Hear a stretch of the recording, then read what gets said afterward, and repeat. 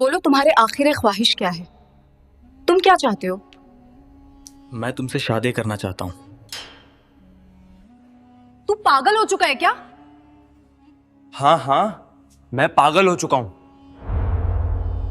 एक कैदी जिसे सजाए मौत सुनाई जा चुकी थी, जब उससे आखिरी ख्वाहिश पूछी गई तो उसने ऐसी फरमाइश कर दी कि पूरी जेल में सनसनी फैल गई। उसने कहा, मेरी ख्वाहिश है कि अपनी जिंदगी की आखिरी रात एक कुंवारी लड़की के साथ गुजारूं जो अपनी रजामंदी से मेरी दुल्हन बने। मंदिर में ऐलान करवा दे, क्या कोई लड़की इसके लिए तैयार है? पुलिस वाले एक दूसरे का मुंह ताकने लगे। क्या वाकई उसकी ये ख्वाहिश पूरी हो सकती थी? वो लड़की कहां से आएगी? और अगर शादी हो भी गई तो उस रात क्या होगा? मेरा नाम अनन्या मेहता है। मैं 25 बरस की लेडी इंस्पेक्टर हूँ। मेरी जिंदगी का ज्यादातर हिस्सा अदालतों, थानों और इन्हीं जेल की दीवारों के बीच गुजरा है। मैंने बेशुमार चेहरे देखे, कुछ नरम, कुछ सख्त, कुछ मासूम नजर आने वाले और कुछ पत्थर दिल।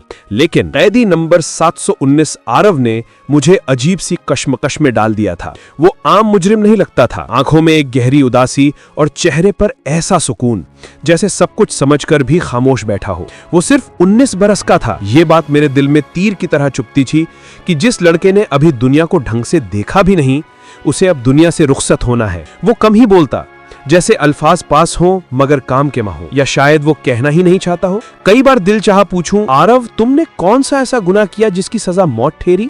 मगर उसके चेहरे पर बिखरी हुई मायूसी मेरे होंठ सीधे दी। पुलिस की नौकरी ने मुझे सख्त दिल बना दिया था, मगर कैदी नंबर 719 के सामने दिल में एक नरमी सी जाग उठती। मैं जानती थी कि यहाँ कैदियों के साथ निजी राब्ता रखना मना है, कानून सख्त है। उसके बावजूद अंदर कहीं कोई सवाल बार बार उठाता, क्या ये लड़का वाकई मुजरिम है या हालात का शिकार? इसी सोच के बीच आज मुझे एक खास हुक्म मिला था। एक ऐसा हुक्म जो ना सिर्फ आरव की आखिरी ख्वाहिश से जुड़ा था, बल्कि आने वाले कुछ दिनों में हमारी पूरी जेल को हिला देने वाला था। 2 दिन बाद कैदी नंबर 719 को सजाए मौत दी जानी थी। इसी दौरान उसे अपनी मां और वालिद से आखिरी बार मिलने की इजाजत मिली।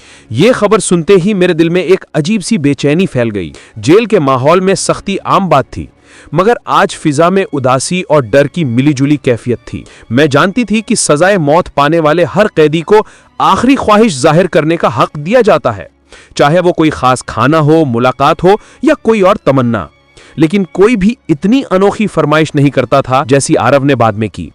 आरव मलहोत्रा एक दुबला पतला मगर पुरअज़म लड़का जब अपनी मां से मिला तो मंजर दिल दहला देने वाला था। वो औरत अपने बेटे के गले लगकर फूट फूट कर रो रही थी। तू बेगुनाह है, उसके यकीन ने मुझे झंझोड़ कर रख दिया। सजा सुना दी गई थी, फिर भी वो औरत पूरी उम्मीद में थी। उसी दिन मुझे आरव से उसकी आखिरी ख्वाहिश पूछने का हुक्म मिला। मैंने सोचा शायद वो अपने घर वालों के साथ थोड़ा वक्त मांगेगा या कोई सादा सी इच्छा जाहिर करेगा, मगर जब मैं उसके सामने गई तो उसके चेहरे पर एक अजीब सा इत्मीनान था। मैंने धीरे से पूछा, बोलो तुम्हारे आखिर ख्वाहिश क्या है?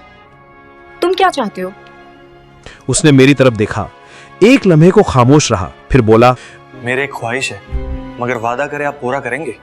ये हर कैदी का हक होता है। तुम्हारे ख्वाहिश पूरे करने के पूरे कोशिश होंगे।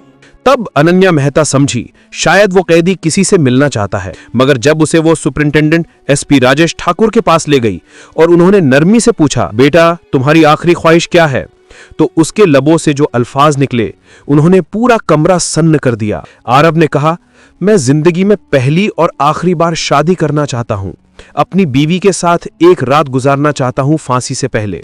आरव की बात सुनते ही कमरे में सन्नाटा छा गया। मैं, एसपी राजेश ठाकुर और बाकी अफसर सब हैरत से एक दूसरे का मुंह देखने लगे। एसपी राजेश ठाकुर ने कुछ लम्हों की खामोशी के बाद संजीदगी से कहा, बेटा शादी तो हम करवा सकते हैं, लेकिन सोचो कौन लड़की तुमसे शादी करेगी जब सब जानते हैं कि तुम्हें 2 दिन बाद सजाए मौत दी जाने वाली है। तुम गरीब घराने से हो, ना कोई दौलत ना असर रसूख। कोई लड़की अपनी जिंदगी एक दिन की दुल्हन बनने के लिए क्यों बर्बाद करेगी? आरव खामोशी से सुनता रहा, चेहरे पर अजीब सा सुकून था। फिर बोला, मैं अपनी बात पर कायम हूँ सर, मेरी आखिरी ख्वाहिश यही है। एसपी राजेश ठाकुर ने थोड़ा गुस्से में कहा, कोई और ख्वाहिश मांग लो, कुछ खाना, किसी से मुलाकात या किसी जगह जाना। शादी मुमकिन नहीं। आरव ने धीमे लहजे में कहा, सर आप फिक्र न करें, मेरी शादी खुद ब खुद हो जाएगी। बस आप एक काम करें, सरस्वती नगर के मंदिर में ऐलान करवा दें कि कैदी आरव सिंह अपनी सजाए मौत से पहले एक दिन के लिए शादी करना चाहता है किसी ऐसी औरत से जो अपनी मर्जी से उसके दुल्हन बने। ये सुनकर मैं चौंक उठी। पूरे कमरे में खामोशी पसर गई। सबके चेहरों पर हैरत थी कि कोई कैदी इतनी अजीब शर्त कैसे रख सकता है। आरव ने हमारी खामोशी तोड़ते हुए कहा, अगर कोई औरत राजी हो गई तो उसे रोकना मत, वरना मैं कोई और ख्वाहिश नहीं करूंगा। फिर चाहे मुझे फौरन फांसी दे दी जाए। उसकी आंखों में ऐसी सच्चाई थी कि किसी को इनकार करते नहीं बना। एसपी राजेश ठाकुर ने कंधे उचकाते हुए कहा, ठीक है, ऐलान करवा देते हैं, मगर हमें यकीन है कोई औरत नहीं आएगी। भला कौन ऐसी शर्त पर शादी करेगा। उसी शाम जेल के करीब वाक़े मंदिर से ऐलान गूंज उठा। कैदी नंबर 719 आरव सिंह अपनी आखिरी ख्वाहिश के तौर पर एक दिन के लिए किसी औरत से शादी करना चाहता है। अगर कोई औरत अपनी मर्जी से राजी हो तो वो जेल इंतजामिया से राबता करे। ये ऐलान पूरे सरस्वती नगर में फैल गया, मगर हमारे दिलों में यकीन था कि कोई नहीं आएगा। हम सब का यही ख्याल था कि कोई भी औरत ऐसी शर्त पर आगे नहीं आएगी। आरव एक गरीब घराने से था, न शोहरत न हैसियत। उसे कौन दुल्हन के रूप में कबूल करता। हमें ये सब एक मजाक सा लगा, मगर ऐलान के सिर्फ 1 घंटे बाद एक सिपाही हांफता हुआ मेरे ऑफिस में आया। मैडम, जेल के दरवाजे पर एक लड़की दुल्हन के लिबास में खड़ी है और उसके साथ एक पंडित गोपाल शास्त्री भी हैं। ये सुनकर एसपी राजेश ठाकुर और मैं दोनों हैरान रह गए। हम तेजी से बाहर निकले तो सामने 17-18 साल की एक नाजुक सी लड़की खड़ी थी। वो लाल जोड़े में मलबूस थी, पूरी तरह सजी हुई, मगर चेहरे पर अजीब सा सुकून और अज़्म था। उसके साथ एक बुजुर्ग पंडित गोपाल शास्त्री खड़े थे, हाथ में शादी का रजिस्टर लिए। एसपी राजेश ठाकुर ने सख्त लहजे में पूछा, पंडित गोपाल शास्त्री, ये क्या माजरा है? ये लड़की कौन है? उन्होंने अदब से जवाब दिया, साहब, ये लड़की खुद मेरे पास आई थी। इसने कहा कि वो आरव सिंह से शादी करना चाहती है।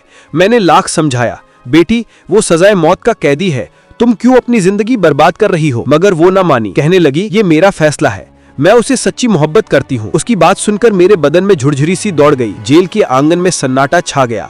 हमें यकीन नहीं आ रहा था कि आरव को वाकई कोई इतना चाहता है कि दुनिया, इज्जत, सब कुछ छोड़ने को तैयार हो जाए। मगर कानून कहता था, कैदी की आखिरी ख्वाहिश पूरी की जाए। तुरंत हमने इजाजत दे दी।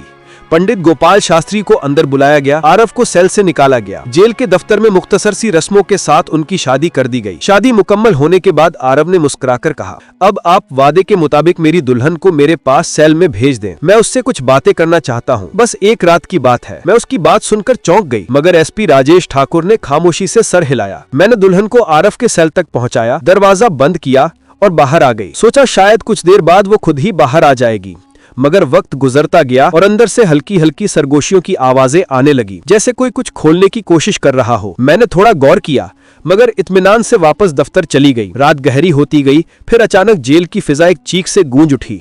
मैं दौड़ती हुई आरव के सेल की तरफ पहुंची। दरवाजा खोला तो वो लड़की दुल्हन के लिबास में खड़ी थी, घूंघट नीचे और जोर जोर उसकी सांसें चल रही थी। पूरा बदन कांप रहा था। मैंने हैरानी से पूछा, क्या हुआ? तुम तो अपनी मर्जी से शादी करके आई थी, अब क्या हुआ? वो कपकपी भरी आवाज में बोली, मुझे यहाँ से निकालो, मैं यहाँ नहीं रहना चाहती। मैंने तंजिए लहजे में कहा, क्यों? मोहब्बत का नशा उतर गया या अब अंजाम का डर जाग गया? लेकिन वो खामोश रही। कपड़ों के पल्लू मुट्ठियों में जकड़े खड़ी थी। चेहरे पर ऐसा डर था जैसे किसी डरावने साए ने उसे छू लिया हो। मैं कुछ पल उसे देखती रही, फिर कहा, तुम बाहर चलो। वो धीमे कदमों से बाहर आई। उसके निकलते ही हमें पता चला कि आरव सेल में नहीं है। जेल में खलबली मच चुकी थी। एक सजाए मौत का कैदी हम सबको धोखा देकर भाग गया था। एसपी राजेश ठाकुर गुस्से में आग बबूला थे और मेरा दिल तेजी से धड़क रहा था। मैं समझ नहीं पा रही थी कि मैंने इतनी बड़ी गलती कैसे कर दी। मैंने एक ऐसे शख्स पर भरोसा किया जिसने हमारी आंखों में धूल झोंक दी। सच्चाई उगलवाना और आरव को ढूंढना नामुमकिन था। वो कई घंटे पहले फरार हो चुका था। मैंने सख्त लहजे में कहा, देखो लड़की, अब तुमसे सवाल होंगे। अगर तुमने सच ना बताया तो अंजाम अच्छा नहीं होगा। वो बिल्कुल मुतमईन थी, जैसे सब कुछ पहले से तय हो। बोली, मैं आरव के बारे में सब सच्चाई बताऊंगी। मैंने गौर से देखा, उसके चेहरे पर ना कोई घबराहट थी ना पछतावा। मैंने पूछा, क्या वो वाकई तुम्हारा भाई है? क्या तुम लोगों ने ये नाटक रचा था? वो कुछ लम्हे चुप रही, फिर धीरे से बोली, नहीं, वो मेरा सगा भाई नहीं है। मेरे अंदर गुस्से की लहर दौड़ गई। तो फिर तुमने ये सब क्यों किया? तुमने उससे शादी क्यों की? तुम दोनों ने जेल को बेवकूफ बनाया। आरव भाग गया, लेकिन याद रखो, हम उसे ढूंढ निकालेंगे। वो मेरी आंखों में आंखें डालकर बोली, आप गलत हैं, वो भागा नहीं, वो वापस आएगा। मैं चौंक गई। तुम्हें इतना यकीन कैसे है? क्योंकि वो जानता है कहां जाना है और कब लौटना है। अब वो मेरा शौहर है, वो मुझे छोड़ने वाला नहीं। उसके लहजे में ऐसा यकीन था कि पल भर के लिए मेरा दिल भी डोल गया। मैंने सख्त आवाज में कहा, तुम्हें इतना यकीन क्यों है? वो बोली, अगर आप मेरी पूरी कहानी सुनेंगी तो शायद आपका फैसला बदल जाएगा। तब आपको अंदाजा होगा कि असली मुजरिम कौन है और आरव ने जो किया क्यों किया। मैं खामोश हो गई। वो लड़की अब भी अपने मौकिफ पर कायम थी, जैसे किसी बड़ी सच्चाई को छुपाए बैठी हो। फिर उसने धीमे से कहा, मेरा नाम कियारा है और मेरी बड़ी बहन की मंगनी आरव से हुई थी। कियारा ने बात शुरू की। आरव बचपन से ही बहादुर और बेखौफ लड़का था।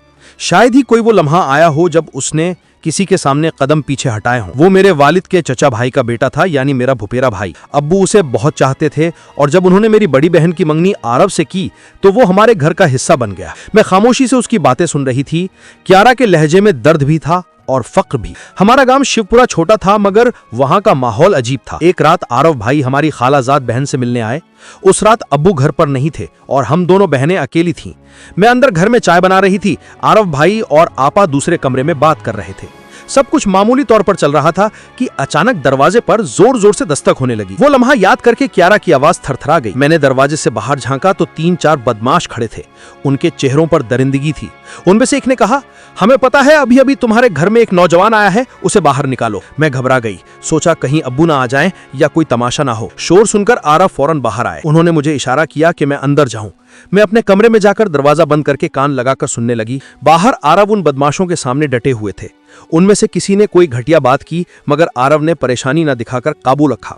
अगर वो चाहते तो उन सबको हरा भगा सकते थे, मगर वो जानते थे कि वो अकेला है और हम 2 कमजोर बहनें अंदर हैं। आरव भाई ने नरमियत से उन्हें समझाया और किसी तरह वापस भगा दिया। उस रात वो देर तक बाहर दरवाजे के पास बैठे रहे, जैसे किसी खतरे की पहरेदारी कर रहे हों। कियारा की आंखें नम हो गईं। तब मैंने पहली बार महसूस किया कि आरव सिर्फ बहादुर ही नहीं, बल्कि दूसरों की इज्जत की हिफाजत करने वाला इंसान है।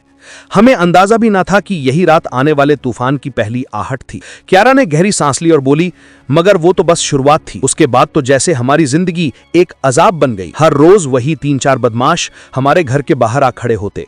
जैसे ही अब्बू काम पर जाते वे हमें तंग करने लगते। हम दरवाजे बंद कर लेते, मगर खौफ दिल से नहीं जाता था। फिर एक रात वो वाकया हुआ जिसने सब कुछ बदल दिया। कियारा की आवाज कांपने लगी। रात के अंधेरे में खिड़की के शीशे टूटने की आवाज आई। कोई जबरदस्ती अंदर घुसने की कोशिश कर रहा था। आरव भाई भी उसी वक्त घर पहुंच चुके थे। उन्होंने अपनी आंखों से देखा कि एक बदमाश खिड़की फाड़ने वाला है। वो और बर्दाश्त नहीं कर सके, बाहर निकले और उनसे उलझ पड़े। मैं खामोशी से सुन रही थी। कियारा के अल्फाज मेरे दिल पर नक्श होते जा रहे थे। वो लड़ाई बहुत खौफनाक थी। कियारा बोली। चीखों की आवाज पूरे मोहल्ले में गूंज गई। मेरी बड़ी बहन उनके बीच आ गई और उसी झड़प में मारी गईं। आरव भाई के हाथों एक शख्स हलाक हो गया, मगर वो कत्ल नहीं था, वो हमारी इज्जत बचाने की लड़ाई थी। कियारा की आंखों से आंसू बह निकले। असल मुजरिम वो बदमाश थे, मगर सजा आरव भाई को मिली। अगर हम अमीर होते, अगर हमारी बात सुनने वाला कोई होता, तो शायद ये सब ना होता। इस दुनिया में कमजोर के लिए कोई इंसाफ नहीं मैडम। आरव भाई ने किसी मासूम का खून नहीं बहाया, उन्होंने बस अपनी गैरत में काम किया। मैं कुछ बोल ना सकी। कियारा ने आंसू पोंछे और बोली, ये सब आरव की मां की मंसूबाबंदी थी। मैं सन्न रह गई। उसने कहा था, मैं अपनी दूसरी बेटी कुर्बान कर दूंगी, मगर अपने बेटे को फांसी नहीं दूंगी। हाँ, मैं कुर्बान कर दी गई। मैंने खुद को उस मंसूबे के लिए पेश किया ताकि आरव बच सके। उसकी मां ने उसे नवगाम के एक बड़े वकील के पास भेजा, वही वकील जिसकी जान आरव ने बरसों पहले बचाई थी। वो वकील अदालत में पहुंचा और सच्चाई सामने आ गई। साबित हो गया कि आरव ने अपनी इज्जत की हिफाजत में लड़ाई की थी, गुनाह नहीं किया था। अदालत ने उसे बाइज्जत बरी कर दिया। कियारा की आंखों में चमक आ गई। आरव को सजाए मौत नहीं हुई, वो रिहा हो गया। मैं देर तक खामोश बैठी रही। कियारा जा चुकी थी, मगर उसकी कहानी मेरे दिल में रह गई। मैंने खिड़की से बाहर देखा।